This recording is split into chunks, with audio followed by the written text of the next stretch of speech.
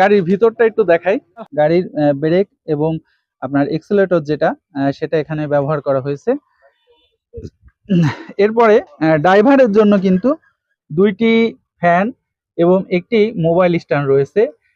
এই মোবাইল স্ট্যান্ডে সেই মোবাইল রাখতে পারবে। সবকিছু যেমন যা দেখতে পাচ্ছেন, 4টি চাকা, স্টিয়ারিং বেস বিশিষ্ট, এই সবকিছু সহকারে এই গাড়িটির দাম পড়বে 3,50,000 টাকা।